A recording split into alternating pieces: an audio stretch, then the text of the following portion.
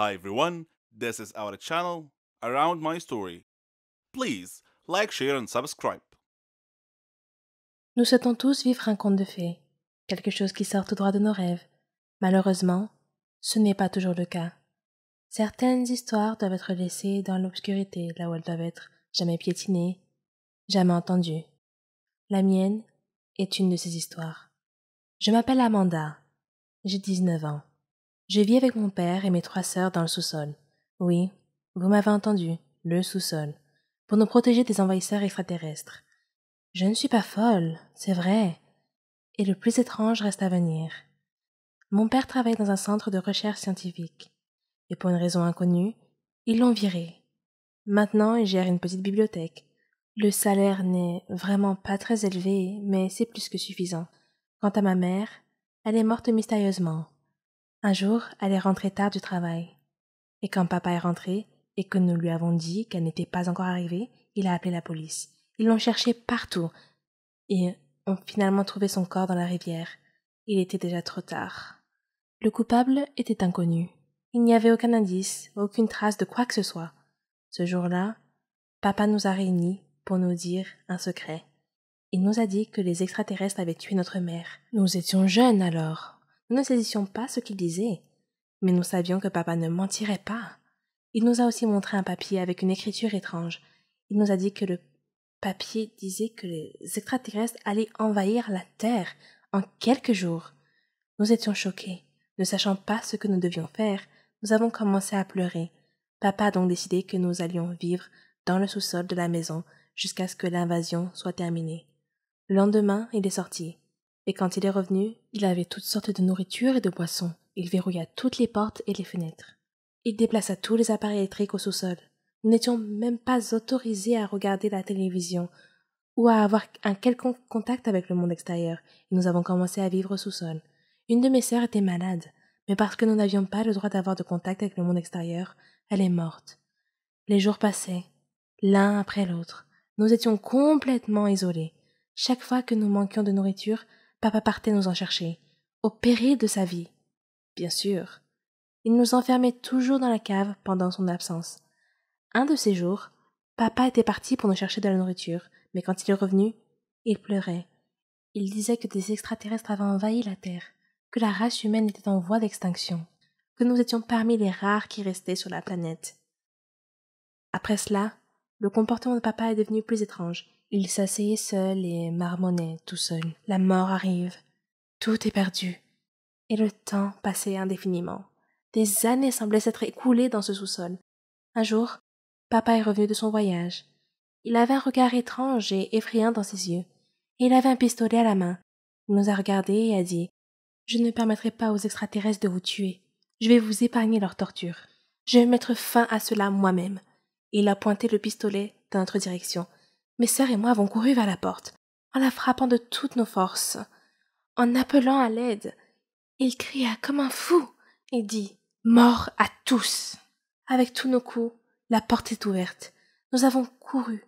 Toutes les portes et les fenêtres étaient barricadées avec des planches de bois, toutes sauf une.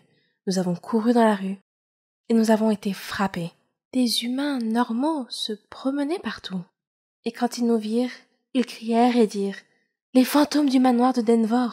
Nous ne savions pas ce qui se passait. Mais papa sortit après nous et commença à tirer au hasard. Des gens le ligotèrent et appelèrent la police. Quand la police arriva, elle nous dit la vérité, que papa perdit la tête après avoir été licencié du travail, et quand maman le confronta, il la tua, et ce fut la fin. Je m'appelle Ginny. Vous pouvez m'appeler la mauvaise fille si vous voulez.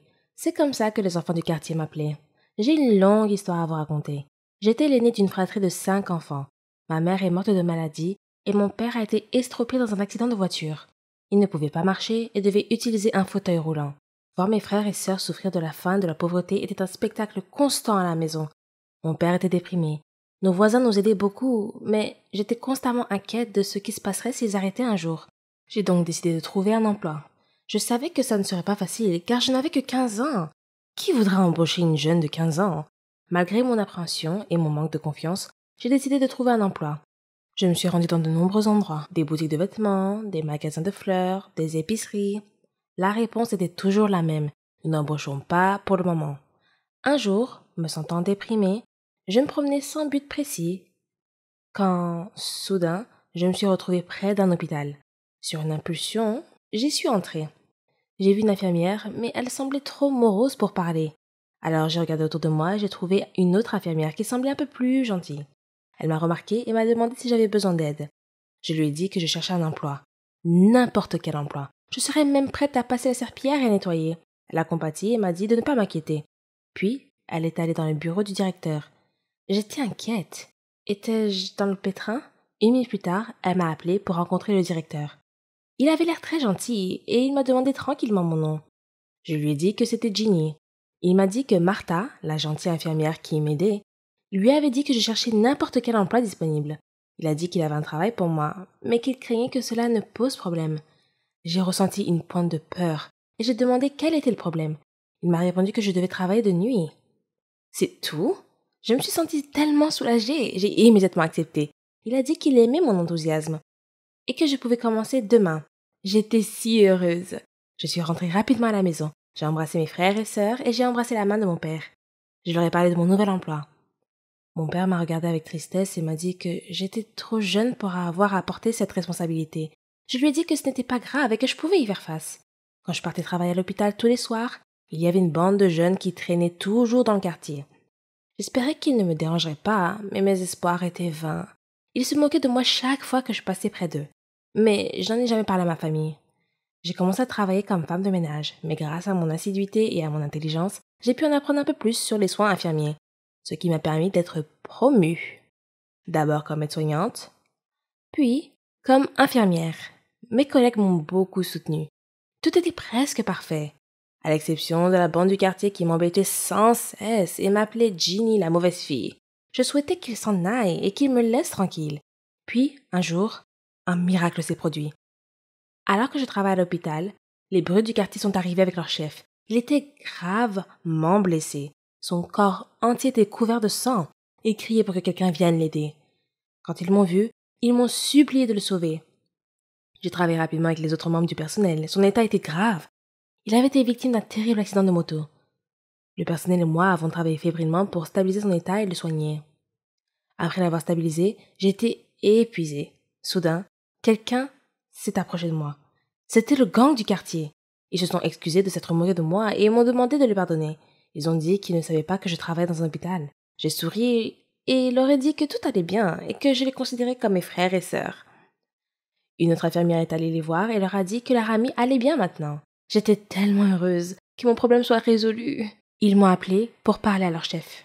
Il avait les larmes aux yeux et m'a dit qu'il était tellement désolé et m'a demandé de lui pardonner. Il était si sincère que j'étais émue. Je lui ai demandé gentiment de se taire et de se reposer. Alors que je m'éloignais, il m'interpella et me remercia à nouveau. Après cet incident, le directeur m'a convoqué et m'a félicité d'avoir sauvé la vie du patient ce jour-là. J'étais encore loin de réaliser mes rêves, mais j'avais une bonne longueur d'avance. La bande du quartier a commencé à m'appeler l'ange de la miséricorde.